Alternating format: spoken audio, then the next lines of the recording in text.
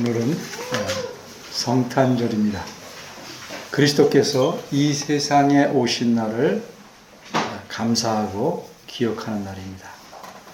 그런데 성탄절의 날짜에 대해 이견을 제기하는 사람들이 있습니다. 물론 예수 그리스도께서 이 세상에 오신 날이 정확히 언제인지 꼭 짚어서 말할 수는 없습니다.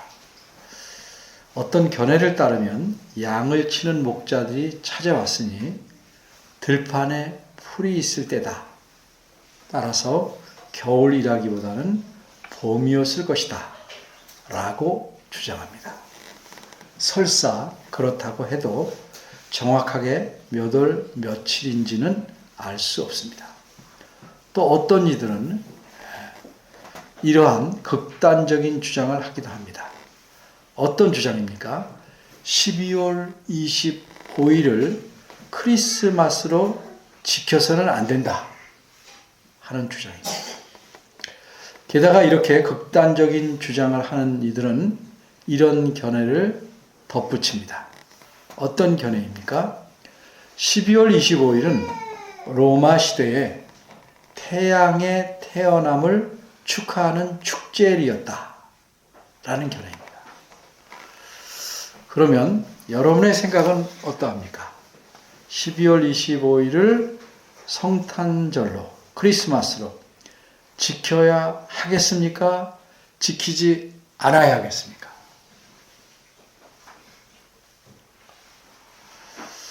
목사님이 아무 생각 없는 우리한테 이런 얘기에서 갈등을 부추기신다.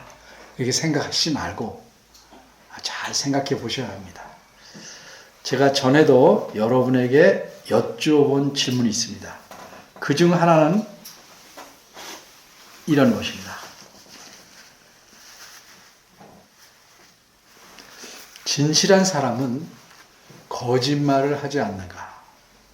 그래서 진실한 사람이 말한 모든 말은 다 믿을만하고 사실인가?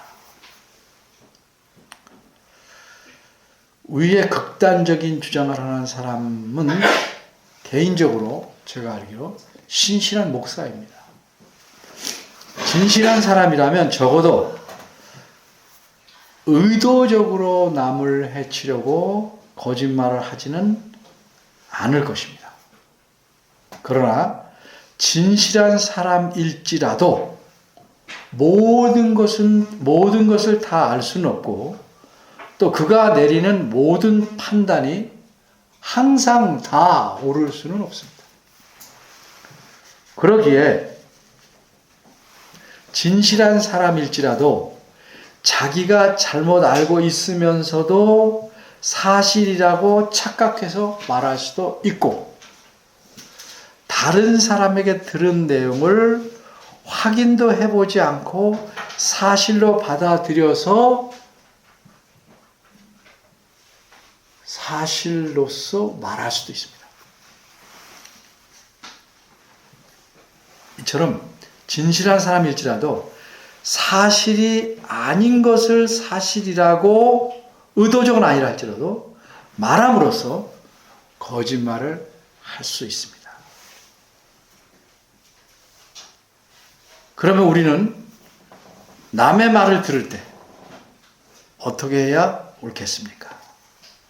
누가 말하든지 간에 그냥 듣고서 흘려버릴 내용이 아니고 나 자신이나 여러 사람 또는 교회에 혹은 사회에 영향을 미칠 수 있는 내용에 대해서는 반드시 사실인지 아닌지를 확인해야 합니다. 즉 팩트 체크를 해야 합니다. 어떻게 사실을 확인합니까? 성경과 연관된 내용일 때는 그 성경이 과연 성경의 가르침에 바르게 근거하고 있는지를 확인해야 합니다. 그리고 성경과 연관이 없어 보이는 내용일 때는 과연 그것이 객관적이고 믿을 만한 문헌이나 자료가 그 내용을 뒷받침하고 있는지를 확인해야 합니다. 그래야 거짓에 휘둘리지 않습니다.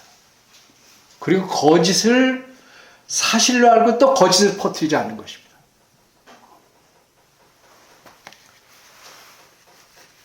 그러면 앞에서 말씀드린 그 극단적인 주장, 즉 12월 25일은 로마 시대에 태양의 태어남을 축하하는 축제일이었기에, 바꿔 말해서 12월 25일은 태양신을 위한 축제일이었기에 이런 날을 예수님의 탄생을 축하하는 성탄절로 지키지는 말아야 한다는 주장이 과연 믿을 만한 것인지 사실을 확인해 보겠습니다.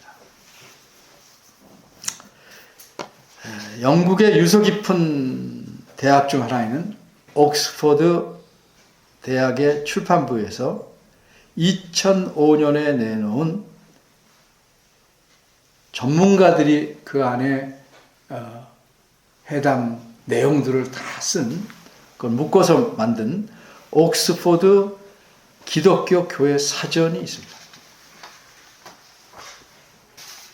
그 사전을 보면 태양신을 위한 축제일이 12월 25일이었다는 언급은 없습니다. 그 대신 어떤 언급이 있는가?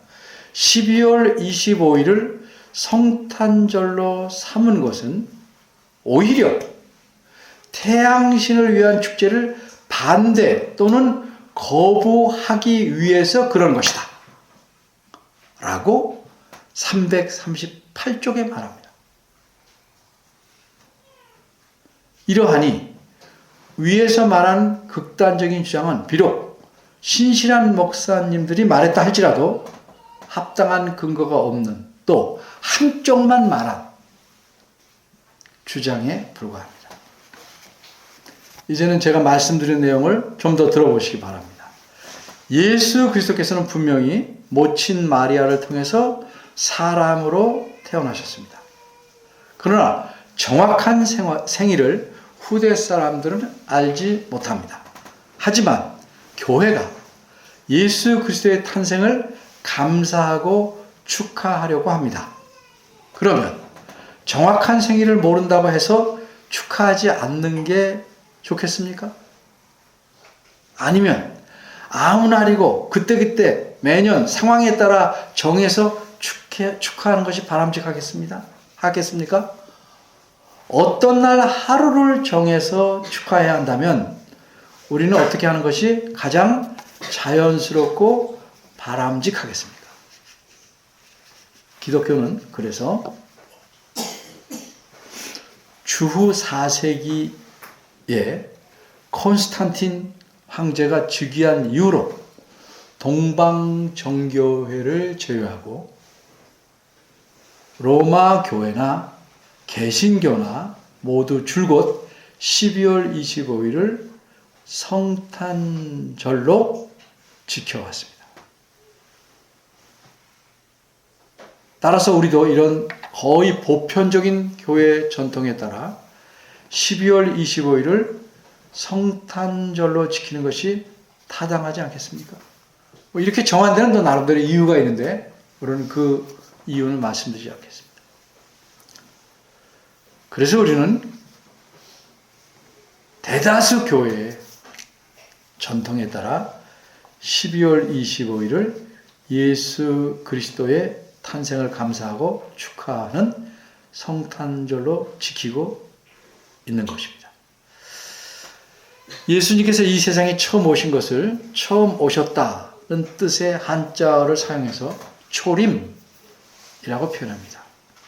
2000여 년 전에 예수 그리스도께서 이 세상에 처음 오셨고 이 땅에서 30여 년을 사시다가 마침내 우리를 위해 십자가에 달려 죽으셨습니다. 그리고 그리스도께서는 죽으신 지 사흘 후에 다시 살아나셔서 이 땅에 40일을 더 계시다가 승천하셨습니다. 그리고 지금은 하나님의 우편에서 우리를 위해 간구하시며 또한 왕으로서 이 세상을 다스리고 계십니다. 그러기에 오늘 성탄절에 우리가 예수님께서 이 세상에 오신 사실과 의미에 관해 생각하며 그 의미를 되새기는 일이 필요합니다. 그런데 예수님께서는 2000여 년 전에 이 세상에 처음이자 마지막으로 오신 것이 아닙니다. 예수님께서 하늘로 가실 때 그분을 바라보던 제자들 곁에 갑자기 흰옷 입은 두 사람이 나타나 이렇게 말합니다.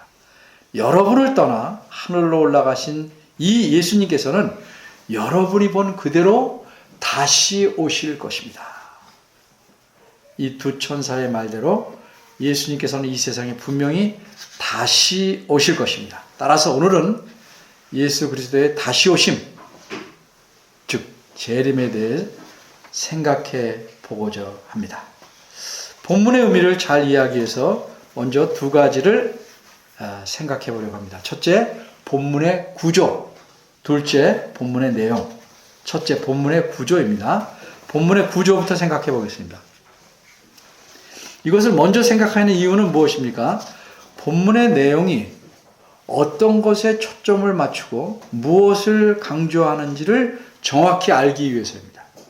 이렇게 초점과 강조점을 정확히 알아야 하나님께서 본문을 통해 우리에게 하시고자 하는 말씀을 올바르게 알고 이해할 수 있습니다. 그럼 본문의 구조는 어떤 모양입니까? 여러분, 이런 식의 문장 구조를 우리가 예전에 영어를 배울 때 들어보셨거나 익히셨을 겁니다. 어떤 식의 구조입니까? just as 그리고 so. 들어보셨죠? 네. 이런 구조입니다. 이것을 우리말로 옮기면 무엇인 것 같이 그렇게 무엇이다 하는 구조입니다. 무엇인 것 같이 그렇게 무엇이다 라는 의미입니다. 예를 하나 들면 내가 기분이 좋으면 콧노래를 부르듯이 나도 기분이 좋으면 가볍게 춤을 춘다. 이런 식의 문장 구조가 본문 27절과 28절의 구조입니다. 그런데 아쉽게도 우리말 성경에서는 이런 구조가 온전하게 드러나지 않게 번역되었습니다. 어떻게 번역되어 있습니까? 우리말 성경은 이렇습니다. 한 번 죽는 것은 사람에게 정하신 것이요 그 후에는 심판이 있으리니 이와 같이 그리스도도 많은 사람의 죄를 담당하시려고 단번에 들이신 바 되셨고 구원에 이르게 하기 위해서 죄와 상관없이 자기를 바라는 자들에게 두 번째 나타나시리라. 그래도 그나마 29절 첫 낱말이 이와 같이 라고 되어 있어서 본문의 문장 구조를 드러내려고 애쓴 흔적은 나타납니다. 이 두 구절이 사실 한 문장인데 이 사실은 우리말 성경에서도 잘 드러납니다. 원문에 따라 본문의 문장 구조대로 이 핵심만 간단히 말씀드리면 이렇습니다. 한 번 죽는 것이 사람에게 정하신 것과 같이 그리스도도 그렇게 한 번에 들이신 바 되었다. 이게 핵심 구조입니다. 이제는 29절 문장의 구조를 좀 더 자세하게 살펴보도록 하겠습니다. 이와 같이 그리스도 많은 사람의 죄를 담당하시려고 단번에 들이신 바 되셨고 구원에 이르게 하기 위해서 죄와 상관없이 자기를 바라는 자들에게 두 번째 나타나시자. 이게 29절 말씀입니다. 근데 우리말 성경대로 이 29절을 보면 여러분은 이 구절을 어떻게 이해하게 됩니까? 두 가지 사실을 말씀하는 것 같이 보입니다. 하나는 그리스도께서 과거에 들이신 바 되셨고 나타나시라 하니까 그리스도께서 과거에 사람의 죄를 담당하시려고 단번에 들이신 바 되셨다는 사실입니다. 다른 하나는 그리스도께서 구원에 이르게 하기 위하여 죄와 상관없이 자기를 바라는 자들에게 두 번째 나타나시리라는 사실입니다. 이 두 가지 사실은 간단히 말하자면 그리스도께서 처음 이 세상에 오셨을 때 행하신 일, 즉 과거의 일과 장차 다시 오실 일, 즉 미래의 일, 이 두 가지입니다. 그런데 원문을 보면 29절은 두 가지 사실을 말씀하고 있지 않습니다. 29절은 단 한 가지 사실만을 말씀하고 있습니다. 어떤 사실입니까?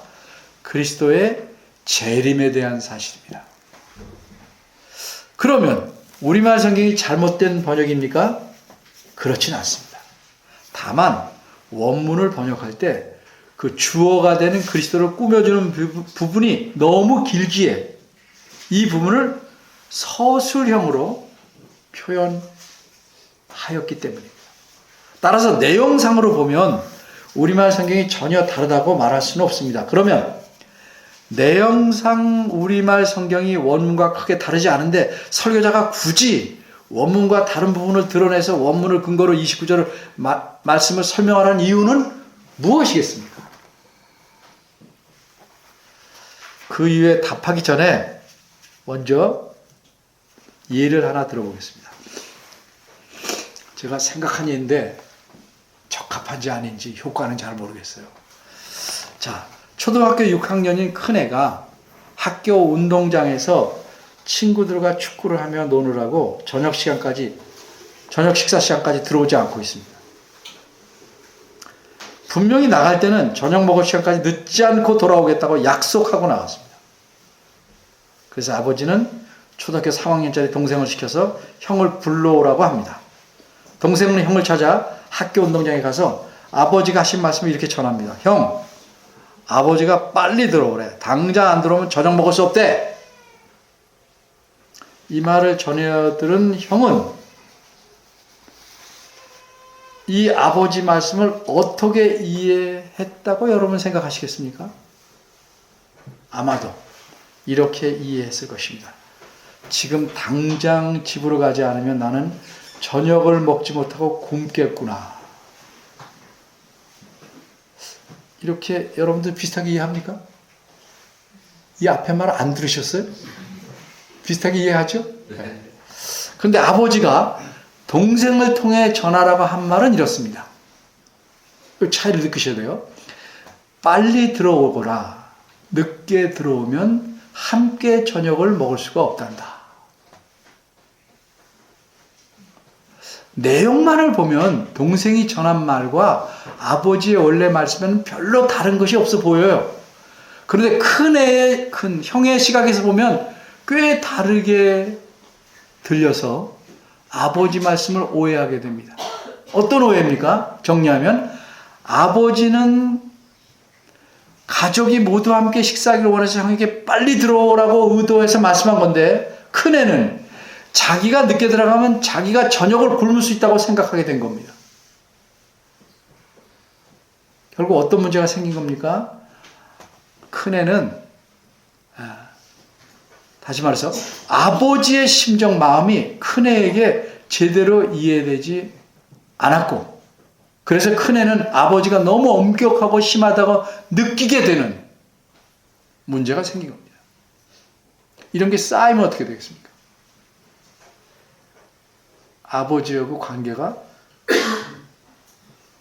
상당히 멀어지는 거죠. 이와 마찬가지로 하나님 말씀인 성경에서도 본문의 초점과 강조점을 놓치면 말씀의 의도를 바르게 파악할 수 없게 됩니다. 그럼 어떤 문제가 생깁니까? 첫째는 하나님을 바로 알아가는 일에 지장이 생깁니다. 둘째로 우리 밴드에서 공부한 로마서 15장 4절에서 말씀한 바대로 성경을 통해서 얻는 인내, 위로, 소망 그것을 얻는 일에 지장이 생깁니다. 한마디로 하나님과 더 가까워질 수 없으며 우리가 성숙하기에 힘이 듭니다. 따라서 우리는 힘써서 본문의 의미와 의도를 알아가도록 해야 됩니다. 그래서 설교자는 한국말 성경이 우리말 성경이 잘된 번역이긴 하지만 강조점과 의도를 좀 더 드러내기 위해서 원문대로 설명해야 할 의무를 갖고 있습니다. 둘째, 본문의 내용. 본문에서 28절 내용은 우리가 27절 내용은 우리가 이해하기가 별로 어렵지 않습니다. 그 내용은 사람은 누구나 한 번 죽을 수밖에 없고 죽은 후에는 심판을 받게 되는데 이것이 하나님께서 정해놓으신 원칙이라는 점입니다. 그래서 28절 마지막 구절을 중심으로 살펴보려고 합니다. 그러면 28절에는 어떤 내용이 들어있습니까? 세 가지 내용이 들어있다고 볼 수 있습니다. 이 세 가지 내용을 간단하게 살펴보려고 합니다. 첫째는 재림의 주체, 둘째는 재림의 특징, 셋째는 재림의 목적입니다. 첫째, 재림의 주체. 이것은 누가 재림하시는가를 알아보려는 것인데 당연히 재림하시는 분은 그리스도십니다. 그런데도 재림의 주체가 누군가를 살펴보려는 이유는 28절에서 재림하시는 그리스도에 관해 설명을 달고 있기 때문입니다. 바꿔 말해서 그리스도께서 세상에 처음 오셔서 행하신 일을 설명으로 달고 있기 때문입니다. 어떤 내용을 말씀하고 있는지 28절을 원문대로 직역해보면 이렇습니다. 그렇게 많은 사람의 죄를 담당하시려고, 그렇게는 앞에와 연결되는 거예요. 한 번에 바쳐진 그리스도께서 두 번째 죄와 상관없이 자기를 고대하는 자들에게 나타나시죠. 그러니까 전반부는 그리스도를 꾸며주는 말입니다.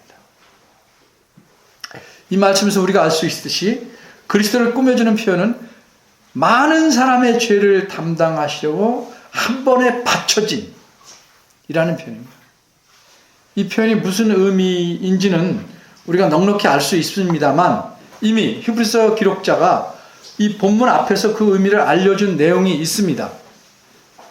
그 내용을 보겠습니다. 26절입니다. 이렇게 말씀합니다. 자기를 단번에 제사로 드려 죄를 없게 하시려고 세상 끝에 나타나셨느니라. 이 말씀에서 세상 끝이란 예수님께서 이 세상에 다시 오셔서 세상이 완전히 끝나는 때를 가리키는 게 아니고 하나님께서 메시아를 보내시리라고 약속하신 시대가 지나가고 이제 그 약속을 이루실 때를 가리킵니다. 그러기에 이 표현과 27절의 의미를 잘 드러내서 번역한 우리말 성경이 있는데 표준 세번역 개정판입니다. 읽어보겠습니다. 그러나 이제 그는 자기를 희생 제물로 드려서 죄를 없이 하시기 위하여 시대의 종말에 단 한 번 나타나셨습니다. 이처럼 그리스도께서는 단 한 번에 자신을 속죄의 제물로 바쳐서 많은 사람의 죄를 하나님에게 용서받게 하셨습니다. 이런 그리스도가 다시 오신다는 겁니다. 두 번째, 재림의 특징. 이렇게 그리스도께서 죄 문제를 완전히 해결하셨으므로 단 한 번에 모든 걸 다 해결하셨으므로 이 세상에 다시 오실 때는 당연히 죄 문제와는 전혀 관계가 없이 오십니다. 그래서 그리스도의 재림의 특징을 28절에서는 뭐라고 말했습니까? 죄와 상관없이 라고 표현한 것입니다. 그래서 27절과 28절을 연결하면 우리말로는 좀 어색할 수 있지만 이렇습니다. 한 번 죽는 것은 사람에게 정하신 것과 같이 그렇게 우리말은 이와 같이 됐죠. 그렇게 그리스도도 죄를 담당하시려고 한 번 죽으셨다. 그런 의미입니다. 오늘 본문이 속해 있는 이 문단은 최소한 23절부터인데 23절에서 26절을 보면 하나님께서는 구약시대에 제사 제도를 모형으로 삼으셔서 하나님 자신이 자기 백성의 죄를 어떻게 해결하실는지를 가르쳐 주셨습니다. 그리고 구약시대의 이 모든 모형을 통해서 가르치신 바를 예수 그리스도를 통해서 다 이루게 하셨습니다. 이 사실을 앞에서 말하고 있는 거예요. 그러기에 예수 그리스도께서는 자기 생명을 내놓으시고 죽으심으로써 하나님 앞에서 우리 모두가 받아야 할 죄값을 대신 다 치르셨습니다. 이뿐만 아니라 우리가 지은 죄들 자체를 없애버린 겁니다. 지은 죄들 자체를 싹 쓸어가 버리고 이것이 예수 그리스도께서 이루신 속죄입니다. 이렇게 단 한 번 죽으심으로 그리스도께서 많은 사람의 죄 문제를 완전하게 해결하셨습니다.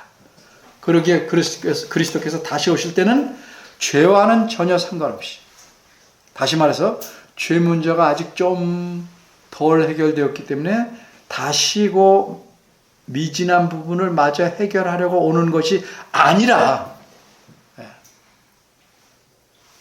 죄와는 전혀 관계없이 오신다는 뜻이에요. 그러면 그리스도께서 어째서 다시 오십니까? 죄 문제 다 해결됐는데 왜 다시 오십니까? 그래서 재림의 목적이 무엇인지 보겠습니다. 세 번째, 재림의 목적. 우리가 일반적으로 알고 있기는 예수께서 재림, 또 두 번째 이 세상에 오시는 것은 온 세상을 뭐하러 오셔요? 심판하러 오셔요. 근데 28절에는 심판이 아닌 다른 목적을 갖고 예수님께서 오시는 것을 말씀합니다. 왜 그렇습니까? 여기 본문이 속한 문단에서는 죄의 문제의 해결과 구원에 초점을 맞추고 있기 때문에 그렇습니다. 사실 심판과 구원은요, 정반대이지만 엄밀히 따지면 손바닥과 손등 같아요. 이 둘은 떼어놓을 수는 없지만 구분을 할 수 있죠. 그러니까 심판과 구원은 떼어놓을 수가 없는 거예요. 그래서 한쪽 면만 말해도 다른 면은 보이지 않지만 함께 있는 겁니다. 심판을 말할 때 보이지 않게 구원이 따라가는 것이고, 구원을 말할 때 보이지 않게 심판이 따라가는 겁니다. 그런데 28절은 자기를 바라는 자들과만 연관해서 말씀하기에 심판이 아니라 무엇을? 구원을 언급하고 있는 것입니다. 그럼 여기서 자기를 바라는 자들, 그리스도를 바라는 자들은 누구입니까? 이들은 예수님께서 죄의 문제를 말끔히 완전하게 해결해 주신 사람들, 즉 하나님의 자녀, 하나님의 백성들입니다. 이렇게 예수님께서 이들을 죄에서 완전히 구원해 주셨어요. 근데 조금 더 깊이 생각하자면 죄의 문제는 해결됐지만 죄의 영향력과 오염에서 우리가 완전히 벗어난 건 아니에요. 죄의 문제를 해결받은 우리가 이 세상에서 하나님의 복을 넉넉히 누리는 것은 사실이지만 우리의 신분도 하나님의 자녀로서 살아가고 있지만, 그럴지라도 그것이 하나님이 의도하신 구원의 복 전부가 아니에요. 우리가 이 세상에 누리는 건 하나님이 의도하신 구원의 모든 복을 완전하게 누리는 건 아니에요. 넉넉하지만 완전하진 않아요. 바꿔 말해서 우리가 새 사람은 되었지만 새 한우가 새 땅에서 사는 것은 아직은 아니에요. 그러면 이 완전한 복, 구원에 속한 복은 언제 누리게 되는가? 하나님께서 새 하늘과 새 땅을 이루셔야 누리게 됩니다. 그래서 이것을 가르쳐 구원이라고 굉장히 폭넓게 말합니다. 그러니까 우리는 어떤 사람이냐? 구원을 받았지만 구원을 완전히 얻기 위해서 가는 사람입니다. 구원을 이루어가는 사람이죠. 이것을 가르쳐 28절에는 구원에 이르게 하기 위하여 라고 말씀합니다. 그러니까 예수님이 다시 이 세상에 오시면 죄 문제를 이미 해결받고 구원을 얻은, 그래서 이 땅에서 사는 동안 하나님의 복을 넉넉히 누리는 우리는 완전하게 하나님께서 의도하시는 완벽한 구원을 완벽한 곳에서 누리게 된다는 의미입니다. 오늘 우리는 성탄절을 맞이하여 예수님의 탄생을 축하하고 감사하는 예배를 드리고 있습니다. 어째서 이런 예배를 드립니까? 예수 그리스도께서 우리를 행하신 일을 분명히 알기 때문입니다. 또 그 일을 통해 우리를 향한 하나님의 사랑이 얼마나 크신지를 알고 감사한 마음이 있기 때문입니다. 하나님의 사랑이 아니었다면, 그리고 이 크고 넘치는 하나님의 사랑이 그리스도를 통해 우리에게 미치지 않았다면 우리는 어떻게 되었을까? 그리고 어떤 상태에서 살고 있었을까? 사도 바울 선생님께서 우리가 그렇지 않았다면 처해 있었을 상태에 대해 이렇게 말씀합니다. 그때 여러분은 허물과 죄 가운데서 그거 해결받지 못하고 이 세상의 풍조를 따라 살고 공중의 권세를 잡은 통치자, 곧 지금 불순종의 자식들 가운데서 작용하는 영을 따라 살았습니다. 우리도 모두 전에는 그들 가운데서 육신의 정욕대로 살고 육신과 마음이 원하는 대로 행했으며 나머지 사람들과 마찬가지로 날 때부터 진노의 자식이었습니다. 한마디로 하나님의 사랑과 그리스도가 아니면 우리는 그렇게 생각할지 모를지라도 실제로는 거지 중에 산거지로, 망나니 중에 개망나니로 살면서 신사처럼 살고 부자처럼 살고 있다고 착각하면서 살았을 것이다. 여러분, 우리가 이 세상에서 나그네로 살아가고 있다는 사실을 잘 압니다. 나그네는 어떤 사람입니까? 나그네는 이 세상을 전부인 것처럼 생각하고 살지 않습니다. 그래서 이 세상에 우리의 모든 마음을 쏟고 살지는 않습니다. 최소한의 마음만 두고 삽니다.